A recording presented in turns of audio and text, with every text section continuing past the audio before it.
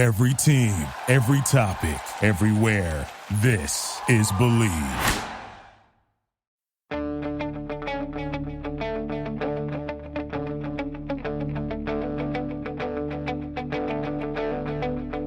Ich warte seit Wochen auf diesen Tag und tanz vor Freude über den Asphalt.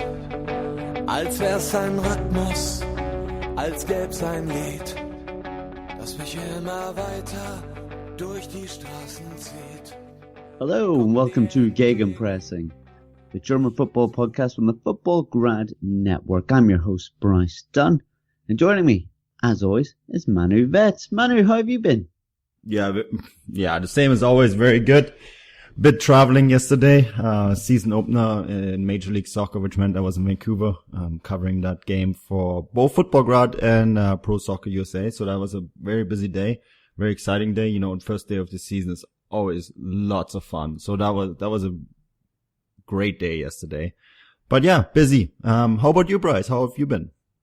Not too bad. I was back in Ireland doing a bit of wedding planning for later this year, or I've been told the word is wedman. What? Yeah. What's that? There you go. What's a wedman? Admin and wedman. Put admin, wedding, wedman, you know. Huh? Okay. Yeah, I know. I'm not with it either, it turns out. But yeah, it was a successful weekend. We got over when there was plenty of snow against all the odds, but it was good, thank you. It was good. But I think you and I haven't quite travelled as much as our other podcast member, and that's Chris Williams. How are you after being to several games and covering several miles? Yeah, I'm very good, thanks. Yeah, I had 3 very enjoyable football experiences this weekend, and I've got another one tomorrow as we record this. So yeah, all good, Bryce, thank you. A very enjoyable weekend. Yes, you've got plenty of games to talk about since.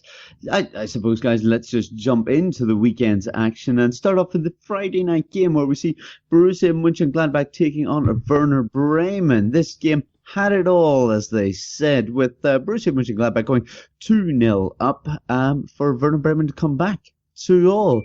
We even had an own goal thrown into the middle of that. So, where to begin? I suppose let's start with Chris. What a game, eh? Goals, snow, and drama. Yes, it had everything. Just missing a red card, didn't it? I must start by saying it was bitterly cold. So anyone that's listening and lives in the UK will know that we were battered last week by cold temperatures. But I have never watched football in the type of temperature that I watched the Gladbach game in on Friday night. It was freezing. And it was very, very snowy. At some point, I thought we were going to get the orange ball, but it never came out. But yeah, what a game it was. I keep saying this all the time, and we have to find another analogy, but it was a game of two halves, Bryce. It was just very, very strange. And it was, if you've never seen Gladbach before, and you've never experienced what Borussia Mönchengladbach are about, then just that 90 minutes will tell you everything you need to know about them. Yeah, amazing. As you said, we just missed a red card, really. Manu, we've talked about both these clubs in the last few weeks. One has a bit of a relegation battle going on. Obviously, that's Werder Bremen sitting down in 14th after that. How do you think they'll get on? Do you think they've got enough about them to stay up? Well, we're going to talk about the relegation battle in a few moments, right? But it does seem like that the bottom 2 spots are pretty much cemented, sadly. So it's really coming down to who's going to finish in that relegation playoff spot. And Werder Bremen is certainly a candidate for that. Now, I do think that second half, playing on a pitch like that with lots of snow on it, and I mean, Chris was in the stadium and he had to deal with adversity himself, trying to type up a match report. So he can tell us all about that. But, it's tricky to play on snow because it becomes a little bit of a lottery when, growing up in Germany, playing in conditions like that, quite often the game becomes very different. And I think that Werder Bremen, they did what needed to be done. and which was to buckle down, work hard, get the ball in front of the net, try to create chances for the sake of creating chances, because it becomes a little bit of a lottery in conditions like that. And I thought that Werder Bremen did a very good job. So they displayed exactly what you need to display when you're in the relegation zone, which is hard work ethics. And I think that's really the positive they can take away from this, because being down 2 goals and then coming back, that's quite something, especially when you in not such a good situation in terms of the relegation battle. And that point can be very valuable down the stretch. Yeah, it certainly can. So it's a valuable point, I would say, for Werder Bremen, especially away from home. Definitely very tight down there, and said I think that'll be a valuable point. Chris, if we talk about Borussia Mönchengladbach, we'd said obviously they had went on a bit of a poor run of late, but managing 4 points in their last 2 games. But this is a game you would imagine Borussia Mönchengladbach would not just want to win, but almost be expected to win as well. Yeah, and that was very much the feeling on the way in. Listening to people chat and chatting to people, obviously, on the walk up to the stadium myself. They were expecting to win, and I think it looked like they were going to do that. It was 5 minutes, between the start of the game and the first goal went in, and they could have had a goal before that. So they very much went on the attacking front foot, and Thorgan Hazard was excellent for the opening first half. I thought he was a real pain in the backside for Werder Bremen, and had there not been a capitulation in the second half, really, he may have had a good shout for man of the match from me. But again, Lars Stindl, although he's not scored, and there was a great stat that came out that night. As that game kicked off, he hadn't scored for 1,154 minutes, which is, by the time the game had finished, that had gone to just over 20 hours of football without him scoring a goal. But he was still playing exceptionally well, and he was getting stuck in, and he was teaming up well with Hazard down the left, and they were trying to find their way through. And Werder Bremen had almost suicidal defending at time, and that sort of played into Gladbach's hands. But yeah, and Manu might have a really good point there. The second half, the pitch was very snowy. In fact, when the second half started, the only real part of grass that you could see was the centre circle, where they have the half-time advertising gets laid out over the centre circle. And Werder just were able to play a very good style of football, and I thought they probably could have gone on and won it in the end. But for Gladbach, as I said earlier, it's pretty much the story of their season. And at half-time, I would not have said that they looked a way back in it, and I would have probably thought at half-time, in fact I did think, that Gladbach could go on and win it, because they did have a really good chance to get a third goal just before the end of the first half, but it didn't go in. So they were flying, and it's just a real strange time for them. And when we'll go on to talk about flat stadiums soon, and when goals go in, but there was almost a feeling when that first goal went in for Werder Bremen. There was a feeling within the stands, and I could see it because I was right on the edge of the press box, so sitting right next to your everyday punters who were in there. And there was complaints, and there was that feeling that it was going to go to 2-2 and maybe even 2-3 at some point. But they hung on. But yeah, it was a typical Gladbach performance where they were good for 45 minutes and then pretty poor for another 45 minutes, which must be a real worry, Manu, for Dieter Hecking and his staff. Yeah, absolutely. And I mean, I think one of the things that we also have to point out is Dennis Zakaria, right, who had a fantastic first half, but they had to take him off at halftime because he was in danger of receiving a second yellow, right?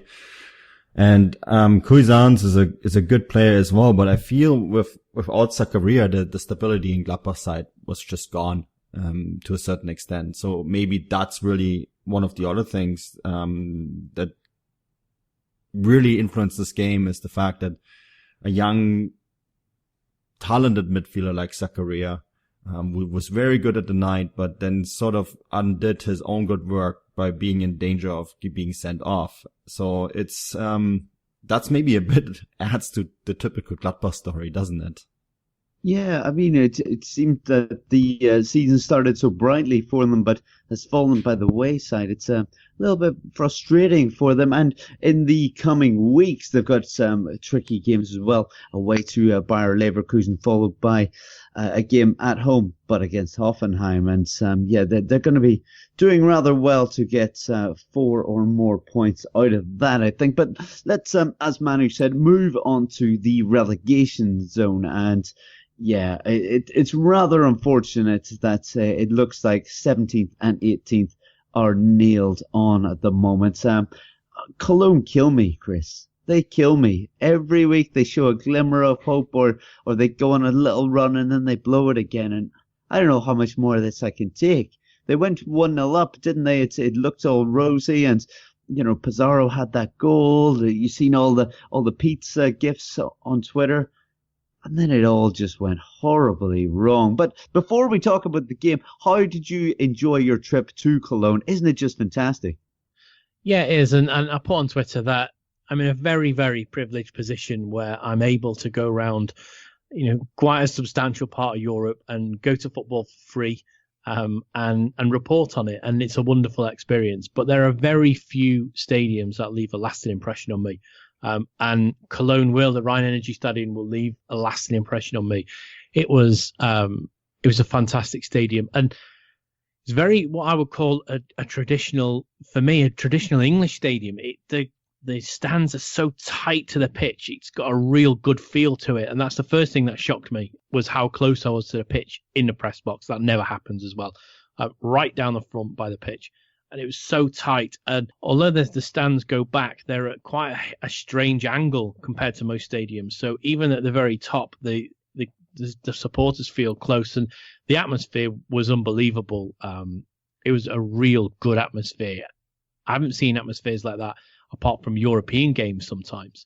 And Bryce, I can see why you went and fell in love with the place, the city and the stadium. And the fans around me were some of the friendliest that I've encountered. The Westfalenstadion gets a lot of praise because of the yellow wall and, the biggest standing terrace in Europe and how many people are in there. It's a fantastic stadium, but there's something very, very, very special about Cologne, and I will love to go back. Now, I've got the feeling that it's going to be a Bundesliga 2 game next season, and if they can keep to a full house like they had, I think they could come back up quite quickly. I don't know how they fell apart, Bryce, but they did. I mean, well, I do know because there's 2 mistakes, but it was 90 seconds. It was 90 seconds that defined 90 minutes. Yeah, that killed them, didn't it? Just at the end of the half, they're conceding 2 Mario Gomez goals. But as you said, Chris, even if they go down to Bundesliga 2, I'll still be trying my very best to make a few trips over there. I even said to Manu that it looks like Fortuna Cologne are having a good season in the 3rd tier, and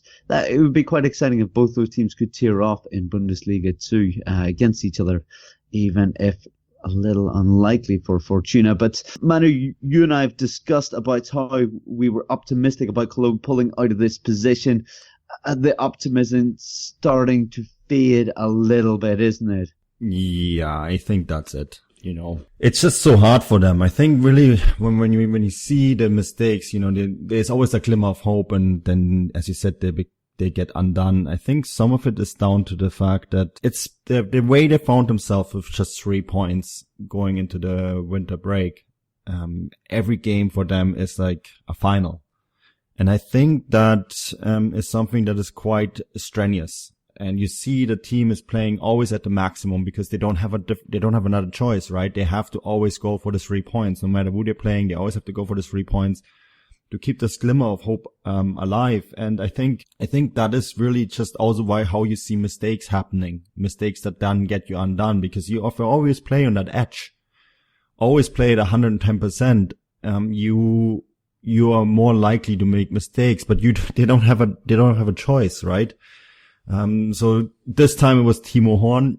Feel really bad for him because he was the only player who was constant the entire season. And I think there's a lot of players, even from Stuttgart. Mario Gomez went to him afterwards and lifted him off the ground. And, it's hard, but this is just in a normal season. If you keep makes a mistake, it's not the end of the world. But right now they can't afford any mistakes, right? And I think this is just a bit too much, and it's a bit too far, and it's just something that they physically, I don't think they can sustain it. because they need to make up so many points in that second half of the season, and it's just not possible. So it's too bad, because I love the stadium too. I think it's a great ground. It's one of my favorite cities as well to visit, because there's always a very good atmosphere around the stadium. It's a fun place to go to. So yeah, it's too bad. And I think that's it. Maybe one fun fact about this game. So Pizarro scored, right? Which means that he's now scored in the Bundesliga every year for the last 20 years. So that's impressive. 20 years in a row has he scored at least one Bundesliga goal. So a little tribute to Pizarro. Pizza, even if it's probably not going to happen next year, this is still an amazing run. Yeah, that's a hell of a feat, isn't it? A hell of an achievement for him, even if he's maybe past his best and not quite moving like he was. But yeah, it's I think Cologne maybe left themselves with too much to do after that terrible start. But just to finish off on FC, Chris, I mean, we've obviously seen Cologne look somewhat better in the second half of the season compared to the first. Does this look good for them then if they do go down? Do you think they'll have enough of a side to come back up, or do you think when they go down, I suppose that team will be broken up? I'd be surprised if they kept, the vast majority of it together. I mean, look at some of the players they've got. They are very, very good players, and they'll be in demand not only in Germany, but there'll be places in other parts of Europe that would like to pick them up. For what will probably be a cheap price. I just back to the match. I have seen, I've seen cup finals, and I've seen players lose cup finals and look less dejected than that. Some of those Cologne players. Hector was on the floor, face down. Horn was inconsolable. And the poor guy. Not only was he inconsolable, he was then poached straight away by Sky to do a pitch-side interview. Which must have been horrendous for him. And they started the match so well, and there was the feeling inside the stadium was that they were going to do it. And those 2 goals, wow, it was the stuffing was knocked out of everybody, and you could have heard a pin drop at half time. Nobody was speaking to each other really around the stands. It was a very, very strange atmosphere, and then they dragged themselves back in it, although they went down again. And Beck's goal, whilst it was a good goal, I still think Timo Horn could have done better. Maybe he was a bit unsighted. It was hard to tell where I was from, and I didn't have a TV monitor in front of me. But it just seemed an innocuous shot that crept in. I mean, and Beck himself was hopping and skipping and jumping. I don't even think he expected it to go in. But the fans there will keep the side going. They'll have to.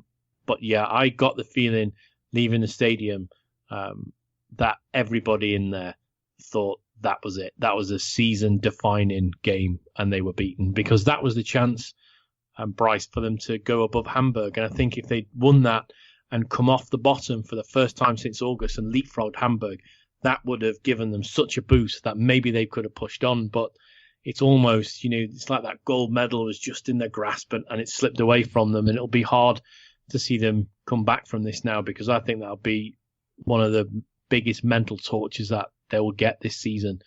And it is really unfortunate, because the football they played at times was fantastic. The opening 44 minutes, I thought they were excellent. In fact, it was 15 minutes before I think Stuttgart got a foothold in the match, and Osako was brilliant. Obviously, Pizarro's goal was beautiful. There was just a lot of players playing very, very well. And then you're looking at 2 mistakes. Hoga was asleep, and they was nicked upon by who I gave man of the match to. Eric Tommy pounced on it straight away, straight into Gomez, bang, goal. 90 seconds later, it's a similar sort of combination, although Timo Horn has a nightmare. The ball goes under his body. It happens for keepers. Manu's a keeper. He'll tell you that things happen like that occasionally. But, it was so sad for them. And when Jovic came on it and he got that goal very quickly, I thought maybe, just maybe, they could have salvaged the point, but it wasn't to be, unfortunately, for Cologne. Yeah, rather unfortunate. And Manu, have we decided that Hamburg, this is it for them? Yeah, I think so. I mean, they look just as bad as, they were in a similar situation, that if they had won that game against Mainz, that would have been 2 points. They would be on 20 points now, and Mainz would be on 24, right? That's 4 points is nothing. now it's 7 points in 9 games. It's a lot. And it's also the way Hamburg are playing. It's just you just get that sense that there is no way that side can be resurrected. There is totally deflated. The decision to fire Gistol and bring in Bernd Hollerbach, a relatively unexperienced coach, who yes had half a good season with Würzburg, seems like a very bad decision now in retrospect. And it seems, one of the headlines was Stunde Null in Hamburg. Of course, reflecting to the clock, our favorite clock, that it will probably be set to 0 soon. But it was also the phrase used after World War II in Germany, that sense that the world has sort of ended that there's a new era, the end of an old bad era, but the beginning of a new era that has the sense of foreboding, that you don't know what's happening next. And that was one of the headlines in the papers, about Hamburg, Stunde Null in Hamburg. And I think that's really fitting title for what's going on in Hamburg right now, because I think everyone's realized there now that this is it. The clock is ticking, yes, till the end of the season, and then it will be set to 0 and it will be gone. And that is just something that I don't know if they can get themselves out of it. When you hear people like Buchhagen talk that we have to play the season, we have to finish the season decently, without dropping too many points. The fight is gone. It's deflation all around. So I don't think it's going to happen. I think Hamburg are gone. And I would actually say that even with this defeat that Köln just experienced, I think that Köln actually have a higher chance to stay in the league than Hamburg right now. Just with the sense that you get, because in Köln Chris, you were just there, you still get the sense that there's a lot of hope, right? And, that the fans are behind the side no matter what. In Hamburg, that's not the case. In Hamburg, the fans are against the team now, there's almost this, hope that this team goes down, that there can be sort of like a restart, a reset of everything. And that's when you get into that kind of, mentality, you can't get out of that anymore. Yeah, you're spot on. And you mentioned it a little bit earlier, a couple of minutes ago. It's the way they're playing football. Cologne are playing some really good football, and they're up for the fight as well. And you could see that when they went 3-1 down, they didn't just give up. They looked to get back in the game, and they did. Albeit it wasn't enough in the end. But when I watch Hamburg play, you're quite right. They're just going through the motions now. They're just we're here. A couple of months, I'll be gone. I won't be in this city. I won't be in this team anymore.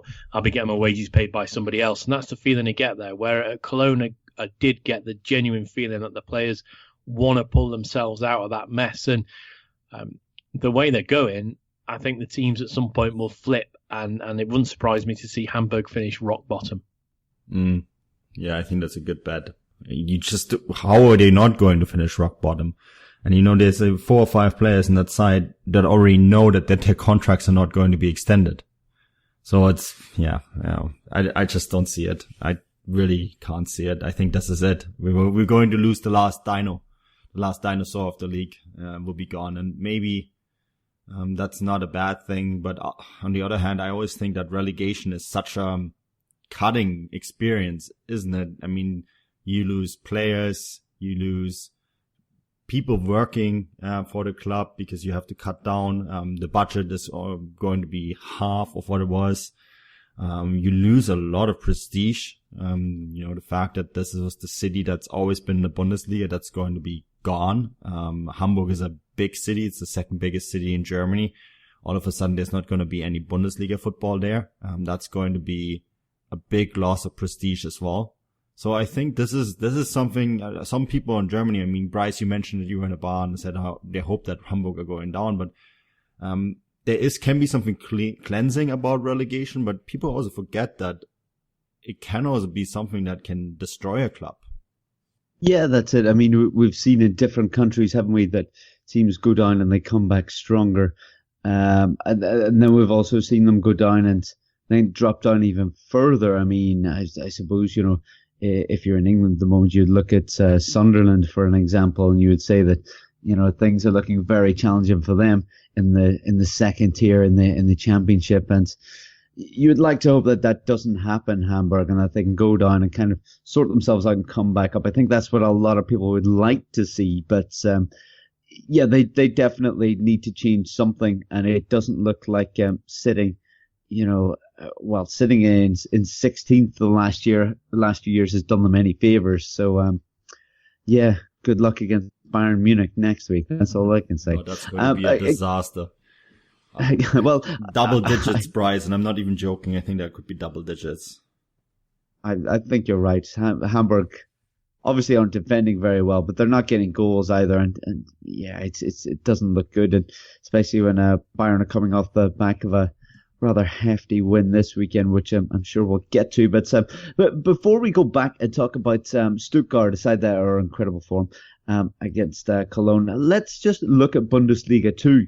And see if both those teams were to go down. I mean, as we said, things are looking too fruitful for them. Well, that sees that maybe Fortuna Dusseldorf and Nuremberg may come up. I mean, things are looking pretty good with them sitting in with 47 and 45 points. Well, Holstein Kiel sitting in third with only 40.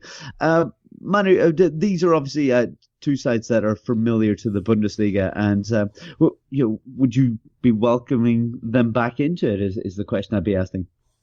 Well, Nuremberg especially. Nuremberg is such a traditional club, 8 times champion, a Bavarian city, a large Bavarian city, beautiful city as well. I'm a huge fan of Nuremberg. It's only an hour and a half drive from Munich, and it's the home to the world's largest Christmas market, home to the oldest sausage barbecue place in the world, and it's home to a very traditional club in 1. FC Nürnberg. It's I definitely would welcome them back up. Great stadium too, 45,000. I know we had Stefan Buschko on once, and he said, well, they have a running track. Well, it's not an issue. That stadium is very loud. It's a great place, a great atmosphere. Nürnberg is, in my opinion, a Bundesliga city. So them coming up, they will certainly fill the void left by someone like Hamburg.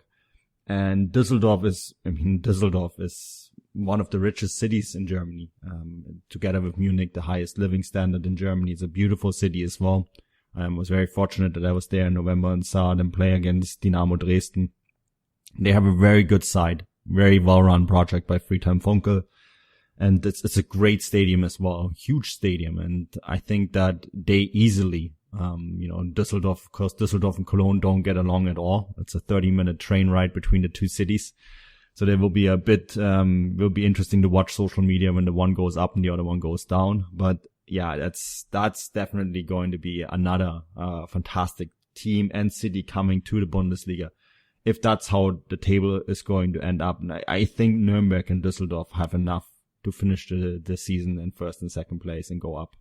Bryce, if Hamburg and Cologne are looking at Bundesliga 2, they should keep an eye on Darmstadt, who obviously were in the Bundesliga last season and are second from bottom at the moment. Yeah, that's a fine example, isn't it, of a team that's will drop like a stone, really. I mean, obviously we had Paderborn before that as well, who, if it wasn't for 1860, would have gone down to the 4th division as well. That's right. It can happen very quick. And you look at Kaiserslautern, big traditional club, founding member of the Bundesliga, home of Fritz Walter. They're sitting rock bottom in Bundesliga 2 right now. I mean, they have had some positive results lately, but going down there doesn't mean you're going to do a Stuttgart and Hannover and go straight up. There's countless examples. Köln is an example. Köln is an example that went down and took a year or two to go back up, and really struggled at times to establish themselves back in the league.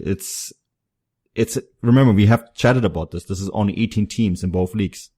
It's tight. It's really tight to find a spot in the Bundesliga, especially if you dropped out once.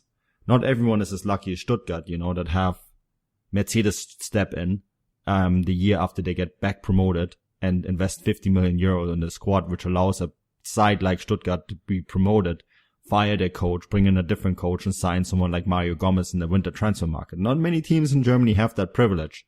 And Köln and Hamburg right now, under the current financial structures that they're in, do not have that privilege. So I think this is something to keep in mind. I think of the two, Köln will probably be the more likely to be fine because they have some big assets in their squad. And all the players are under Bundesliga 2 contracts as well, so they can sell someone like Jonas Hector, or they can sell someone like Timo Horn for big money and then retain some of the more talented players next season, so they will be fine. But in Hamburg, yes, all the players are under Bundesliga 2 contracts as well. I read that they're going to get 30 to 40% of their wages cut, but no one will want to buy these players. This is a deflated squad, right? No one wants these guys. So it's a bit of a different story. So they will have to find the financial means to sort of rebuild. And with the investor Kühne in there, who is so hot and cold, it's a good example of why investors in football are not always a good thing. I think Hamburg is looking at a Bundesliga 2 season that could be very challenging for them. Yeah, very much so, and I feel Nuremberg and Düsseldorf could be a good addition to the Bundesliga, but obviously with my favouring to Cologne, I would say that I would like to see Cologne take on Düsseldorf in the Bundesliga, if a little unlikely. I've just come across a stat as well, Manu, which I didn't realise. FC Nuremberg have actually been relegated from the Bundesliga more than anyone else. 8 occasions. They were also the only team in Bundesliga history to win a championship and then get relegated the next year. Oh, wow. That is impressive. Guys, let's go back a little bit. As much as I would like to talk about Holstein Kiel and how they're still sitting in third. Well, actually, I'll ask either of you guys. Do you think Holstein Kiel would have what it takes, even though we may not get to tune into Bundesliga 2 very often, to possibly take down Mainz or Wolfsburg? We may have to look at Wolfsburg or Mainz and their form rather than knowing much about Holstein Kiel. But how bad do you think Mainz or Wolfsburg have been, Chris? Do you think either of those teams would stand a possibility of dropping down, or do you think they're going to be strong enough against the lower tier opposition? I think if it is Holstein Kiel in the relegation playoff place, and if it's Wolfsburg or Mainz, I do feel that either of those two sides will be just too strong. My only fear is if that Holstein Kiel go up, they will get battered week in, week out, and nobody wants that. Yeah, I have a feeling you could be right. I think it's too many promotions in a row for them, but good on them. They seem to be having a rather special season as they're newly promoted. They do have an investor, Bryce, so there is investor and there's money there. But the infrastructure, I think it would be too fast, right? Because the infrastructure hasn't grown fast enough to sustain their level of growth. It's sort of similar scenario to Paderborn, and we've seen with Paderborn what can happen if you grow too fast, right? So that's a similar scenario for me. But we talked about promotion and relegation, and the playoff that the team finishing third in the second league often has a bit of an advantage over the team finishing third last in the Bundesliga, right? Because you're in a different state of mind. Yeah, well, of course. One team is used to winning, I suppose, all season, and the other team not so much. But would you guys say that RB Leipzig would be a team that they would be trying to follow the example of promotion and being able to stay in the table and doing rather well with investment, but possibly that RB Leipzig have a rather better setup? Oh, it's a totally different beast. Yeah, they've got Red Bull money. If we had Red Bull money, we could build a team. Yeah, we could. But that's a conversation for another day. Let's talk about sides that have been promoted, and one of them is Stuttgart. We've seen them come into the league this year, and they had a rather bright start. Then they fell away, and now they seem to be back. And yes, they beat Cologne at the weekend, even if fortune did seem to come to their rescue a little bit. But since Typhoon Korkut, yes, said it again, has taken charge, they seem to have put together a rather positive run. Chris, you've seen them at the weekend. He seems to be having a rather positive effect. He did something that he couldn't achieve at Bayer Leverkusen. Yeah, fair play to him. He's come in and they were playing some very good football. don't forget I saw Stuttgart on the very last day of the first half of the season against Bayern, where they were very unlucky. And I thought that day Stuttgart didn't play particularly attractive football. However, Sunday I thought once they got a foothold in, once Cologne had their chances, and for the first 40 minutes or so, once they got that back in, once they got that foothold back into the game, I thought they were very good. Second half, I thought they were very good as well. And what I was particularly impressed with, and that I didn't see when our friend Typhoon was in Bayer Leverkusen, was the ability to defend. Stuttgart defended excellently on Sunday. There was wave after wave after wave of Cologne attack. And I was a little bit critical because I did the match report and also ran the live minute-by-minute report as well. Stuttgart just said to Cologne, you have the ball, we'll drop back and you come and get through us if you can, which I thought was very risky. But it worked for them. And if you can play well up front and you've got someone like Mario Gomez who can score with half a chance, and you can defend as resolutely as they did, maybe he's a good fit for them. But yeah, I was impressed with them. I thought they were very good, and unfortunate as it is for Cologne, on the balance of play, Stuttgart were worth their victory in the end. Yeah, rather unfortunate for the likes of Cologne fans like myself. But Manu, were you a little bit surprised by Korkut's appointment? And do you agree that with Chris and I that he seems to have not just steadied the ship there, but they're playing some decent football? I mean, they could potentially get in the Europa League, couldn't they? I think that his first thing he did is to shut shop, right? And focus on not conceding too many goals. And that's something that he's done quite well. And from that position of strength, they collected most of their points, although against Cologne, I guess, they conceded twice. But I think that a lot of people complained about him coming in. I mean, we were laughing too, right? I remember our WhatsApp chat when I said, guess who they signed? And your reaction, of course, was, oh no, I have to say his name. Yeah. Chris's reaction was, what? And he's kind of shown that maybe, Leverkusen was such a mess last year. I think in Stuttgart, Hannes Wolf actually did a very good job. The previous coach, he just didn't get the results. And I think Hannes Wolf, he himself saw that too, right? And he actually, when he left the club, it was very amicable. He left the club after a conversation with the president, Dietrich, and said, okay, look, I cannot reach the squad anymore.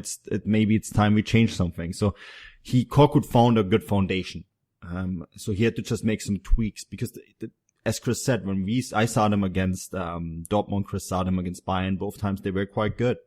And I think that they just needed some slight little adjustments, and those slight little adjustments are working. And now, they're now 9th in the standings, and they are, when you consider that 7th place will probably be enough for a Europa League spot this year, they can pull off Freiburg.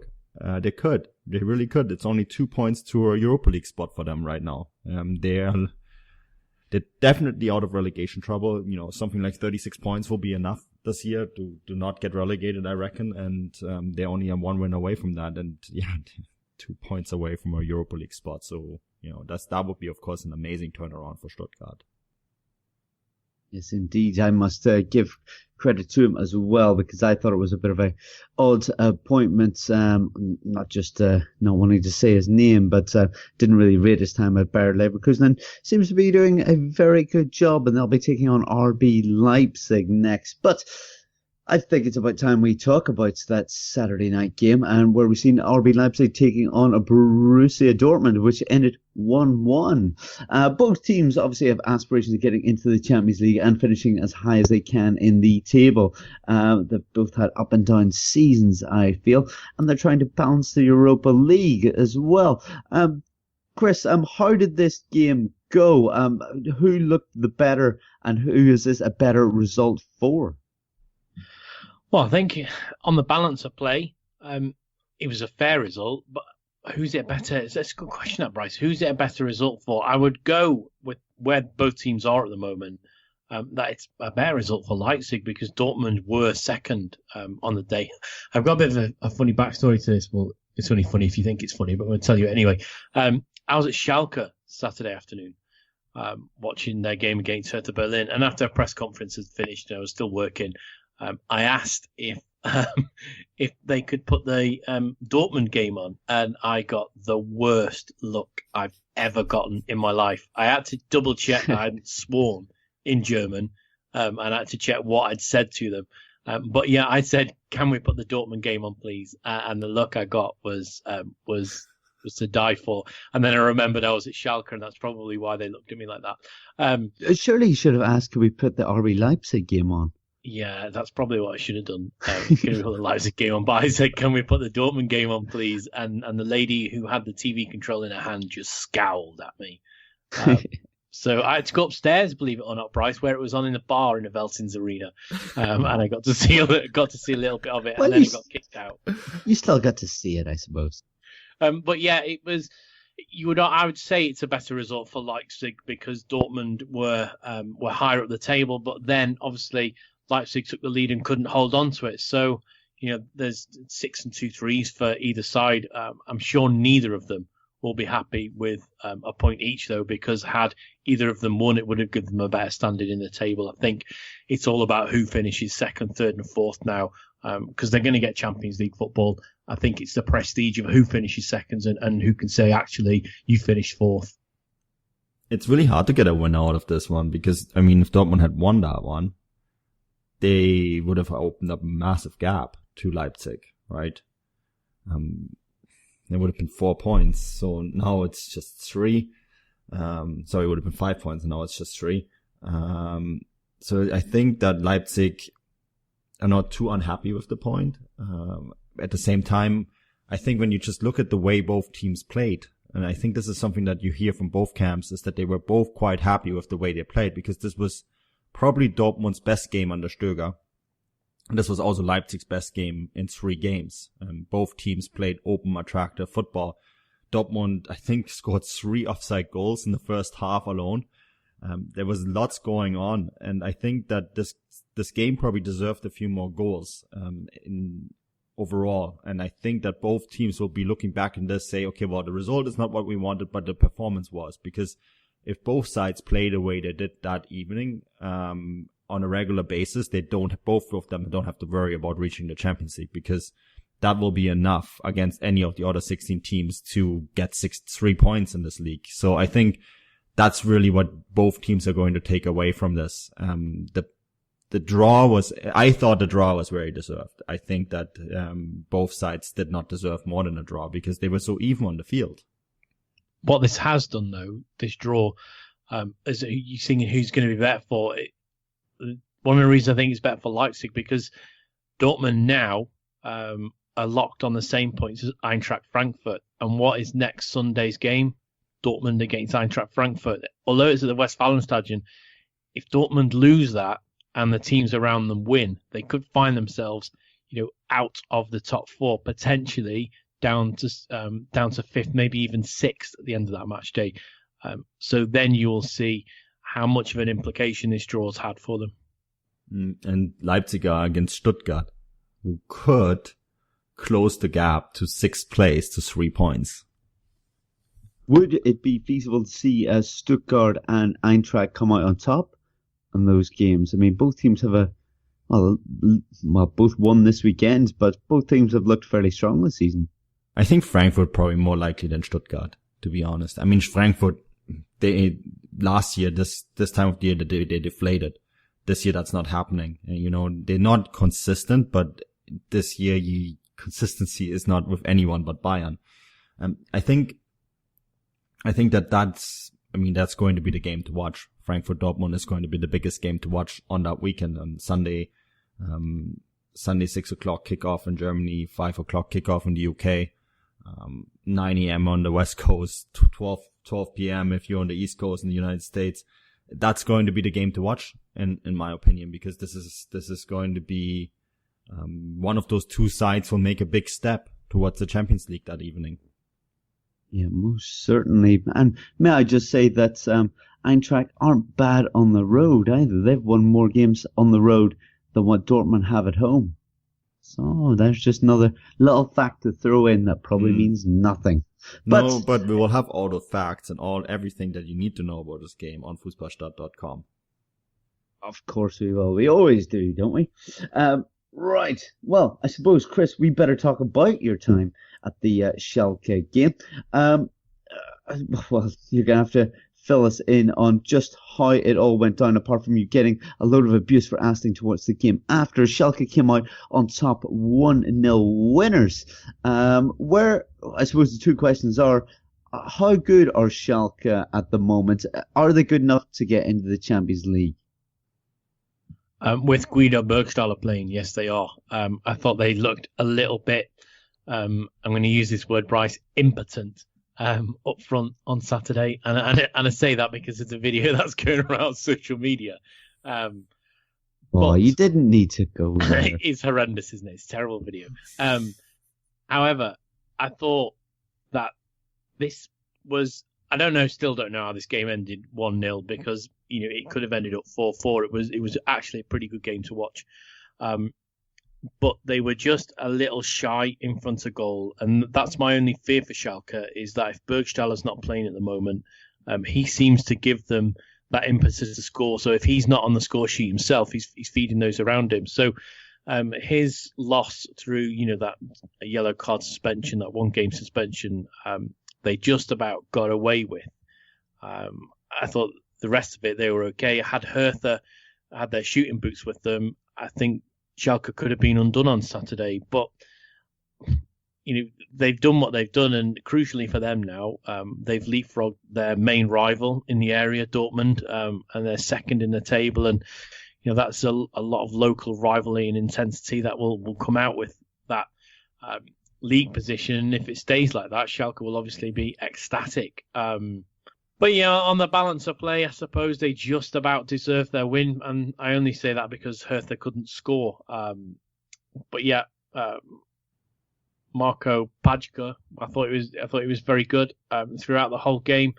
I was more disappointed from a Hertha side with the likes of Salomon Kalou, because although he played very well, he just fell off the pace in the final third, which, considering what he's on the pitch to do, was a little disappointing. So for me, it was a good game, but there was more disappointing parts to it than there were promising parts, and that's for both sides, Bryce. Yeah, that's it, Chris. I suppose the next question I was going to ask was about Hertha, and just say were they as boring as they can be at times. So we discussed the times that they're a bit flat. That'd be a little unfair. So I've seen Hertha a couple of times. In fact, the last time I saw them was at home against Borussia Dortmund, and I thought they were pretty boring that night. However, I didn't think they were that boring on Saturday. I thought they used the width of their Veltins Arena pitch very well. They got bound down both flanks very, very well and were firing a number of dangerous crosses. So I would say their football's improved over the last couple of match days, and they really should have taken that game by a scruff of the neck. And they'll probably be, in fact, on the match report for footballstat.com that I wrote, I said they will be aggrieved that they left without at least a point from the hard work that they put in. Yeah, I actually thought that they didn't look that bad that day. Usually they really put you to sleep, but I actually didn't think it was that bad. It wasn't as bad as usual. So yeah, I guess that's really the only thing I can add. Chris did a very good job summing it all up. Yeah, nice one, Chris. And, well, yeah, guys, I think you've done well at saving us some abuse from maybe some Hertha fans online. But sorry, just haven't been as entertaining as we'd like, maybe. But Hertha will take on Freiburg next week. Well, we'll see Schalke travel to Mainz. Guys, just quickly before we move away from Schalke, Manuel, I know that you talked about Max Meyer previously, some people dubbing him as a replacement for Xabi Alonso if any club was to need that. Is he going anywhere? Do we know anything more about it? Yeah, we still don't know. I mean, the problem seems that is between Christian Heidel, sporting director of Schalke, the club, Schalke in general, and Roger Wittmann, the agent, very famous agent in German football. Roger Wittmann, it's not the case anymore at Schalke, but he likes to park armies of his players at certain clubs and then influence clubs that way. And he's lost a lot of influence at Schalke. There's only 2 players left at Schalke that are with Roger Wittmann's agency, and that's Max Meyer and Thilo Kehrer, and both are holding out their contract negotiations. Now, this is unfortunate because it seems like Max Meyer actually wants to stay at Schalke, but when there is conflict between an agent and a club, that's always very difficult. Clubs like to limit the influence that single agents have on the club, and that makes sense, right? But if you do that, then you of course also run into the trouble that that agent can sort of block any kind of contract negotiations. Now this gets into a debate on the power of agents, etc. But I think that from what it sounds like, it's going to be very difficult for Schalke to resign him. That said, Max Meyer wants to stay, so I guess this will be probably solved with Schalke having to throw a bunch of money at Max Meyer, and maybe sometimes agents like to get a little bit of influence and have preferential treatment when it comes to other players being on their roster being signed by clubs. So this is one to watch for sure. Guys, it was interesting for me to observe that when he was taken off, I think it was just before we went into added time and Conor Palanca came on, there was quite a bit of discontent from the stands. When, I don't know if anyone's ever seen Schalke, but the Veltins has got a massive square with TV on each side, because obviously it has concerts in the off-season. And when Max Meyer's name was held up, there was a few grumbles from the side. So I think maybe they're seeing the whole Leon Goretzka issue played out again, where a player of theirs who they like isn't committing themselves to the club, or they don't feel he's committing themselves to the club. So it was interesting for me to note that there was quite a few disconcerting grumbles when his name and his face flashed up, and that wasn't because they were annoyed he was being taken off by Tedesco. I think it was more the fact that they were just annoyed at him. Yeah, Roger Wittmann is not a popular man among fans. In period, there's a lot of stories of him parking several players at one club and sort of taking over influence.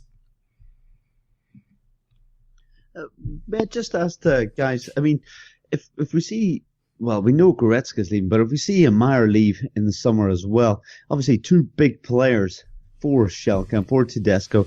I mean, does Schalke have the money in the summer, especially if they were to get in the Champions League, to bolster that squad and, maybe play up to the standard of football that they've reached at times this year, once again with replacements?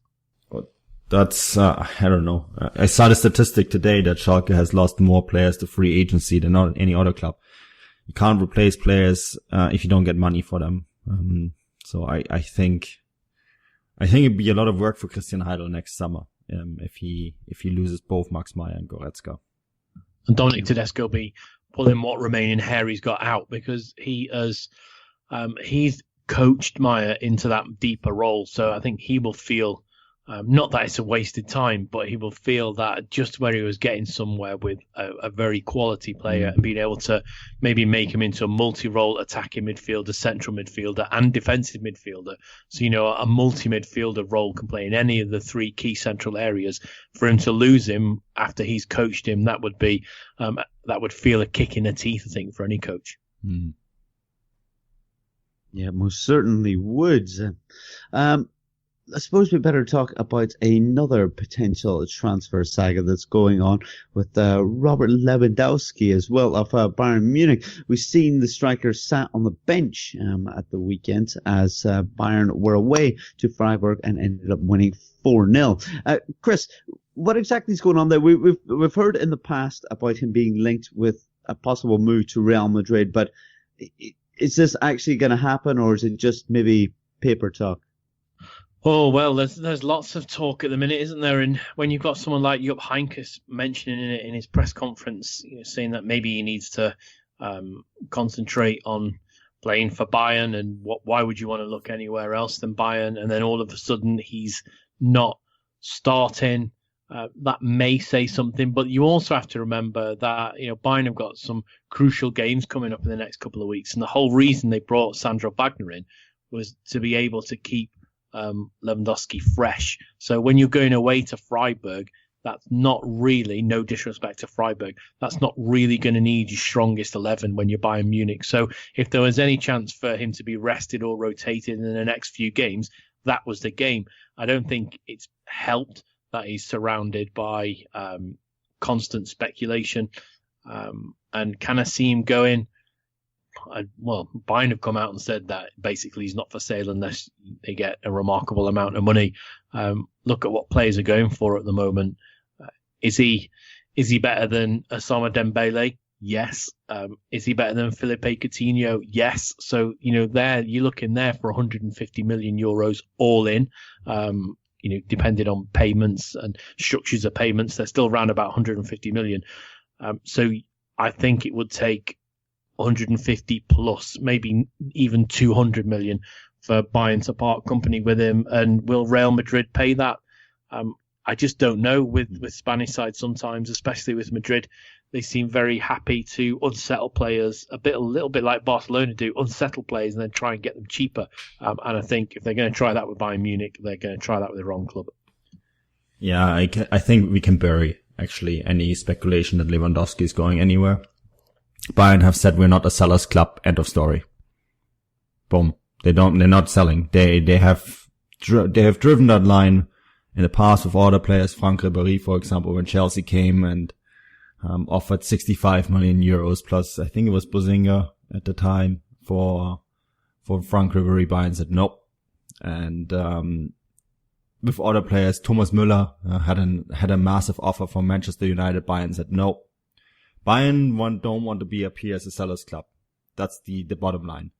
They will not sell their players, and they just point at Lewandowski's contract that runs till 2021. That's 3 years from now. At which point Lewandowski is going to be 33, and then he's probably going to leave the club because he's going to be too old to play there. I think that is the bottom line. I think any speculations that any club will try to come in and sign, and Lewandowski then can stand on his head and do whatever he wants to do and go on strike, etc., Bayern will not budge. There's no way. And this is something that Bayern have always been way more consistent about than any other team. I think Dortmund actually needs to look at what Bayern does when it comes to that kind of stuff. And just take an example from that, because I think Lewandowski might try something this summer, and I think he will fall on deaf ears. Yeah, most certainly. I can't see him going anywhere, if I'm being honest, either. But that more or less does it, I think, for this week's podcast. I think we've managed to cover quite a lot, if being honest. I suppose it means, guys, I'm going to ask what you've got going on this week. I would imagine with Borussia Dortmund featuring in the Europa League along with RB Leipzig, both at home. Football grads will be covering both extensively amongst the other games, Manu. Yeah, absolutely. So the Champions League previews are up, and then the Europa League previews are coming. Some of them right after this recording, and then some of them throughout the week, because we're going to cover every game, every Europa League game, and then of course the match reports Dortmund, Leipzig, and then Chris is of course at Anfield tomorrow. Yeah, very much excited about that, though I think Porto have got a rather uphill challenge. Manu, just a quick question. It can be a one-word answer. Can either Borussia Dortmund or RB Leipzig win the Europa League? I think they both can win it. Everything is possible in football. I think there's a good chance. They're both two good sides, and Leipzig in particular is going to be interesting for us because it's a bit of a football grad derby with Zenit. So a game that we're going to cover very closely. But yes, of course. I think we're now at the stage of the Europa League where every team, there is no small sides left anymore. When you look at the round of 16, it almost feels a bit like a Champions League draw. It's fantastic games. I mean, some of the games that we're previewing is Arsenal against Milan, for example. That's a game with a lot of history. So yes, I think both sides can win it, but it's not going to be easy. No, definitely not. But I like your positivity in your response. And Chris, you're obviously going to be at Anfield, where Liverpool take on Porto tomorrow night. And because Jurgen Klopp is German, I'm going to ask, can a German win the Champions League? Yes, no? I would love to see Jurgen. No one would love to see a German called Jurgen Klopp win the Champions League more than me. Manu's quite right. It's knockout football. I still think it's just a little bit too far for Liverpool. I think Bayern. Well, let's just have a Bayern-Liverpool final in Kiev and see how it goes. I'll settle for that. A one-off. Oh, wouldn't that be lovely? That'd be great. And Liverpool would win. Obviously.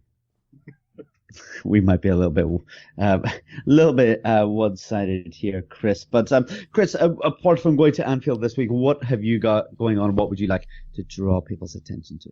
Well, obviously, there's all the recaps from the weekend's games. So there's the match reports on fußballstat.com from the Gladbach game, from the Schalke game, and from the Köln game. There's also the live blogs from the Saturday and the Sunday games. It was too cold to run a live blog on the Friday. So yeah, you can check back over those. Obviously, there's the previews that Manu said, and there'll be the live reports and the live match day reports from Anfield as well. And then yeah, we've already said it, but there'll be the Europa League stuff as well. Yes, indeed. Plenty going on at Football Grad Live. That's the Twitter handle as well. And guys, make sure to get in touch with us about the podcast. We'd like to hear what your opinions are, or if there's anything you'd like us to touch on. Yeah, always send us a message. We're open to it, and we'll get back to you as soon as possible. Also, if you like the work that we're doing, please leave some positive feedback. We'd greatly appreciate that as well. I've been your host, Bryce Dunn. You can find me on Twitter at BryceDunn11. But until next week, where we'll have plenty to talk about with the Europa League and Bundesliga, once again, we'll say auf Wiedersehen.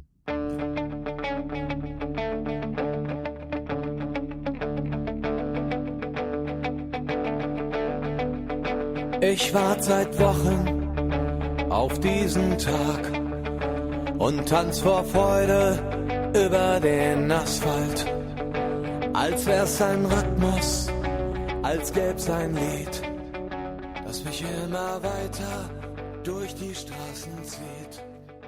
Komm dir entgegen, dich abzuholen. What's up, folks? Anthony Armstrong here, former NFL receiver and host of Believe in Commanders. And with the basketball season here, you can now pick combo projections across football and basketball from the Specials League. It's a league specifically created for combo projections that includes 2 or more players from different sports or league. Now, if you need help making those selections, you want to play alongside some of Prize Picks' favorite players, you can now find community plays under the promos tab of the app to view entries from some of the biggest names in the Prize Picks community each week. Now, Prize Picks makes it easy to get in on daily fantasy sports. You pick 2 or more players, choose more or less in whatever statistical category, and then you rack in the winnings up to 25x on your cash on your DFS picks. Make your way over to prizepicks.com/believe and use the code BELIEVE, that's BLEAV, for a first deposit match up to $100. You must be present in certain states. Visit prizepicks.com for restrictions and details. Pick more or pick less. It's that easy. Prize Picks.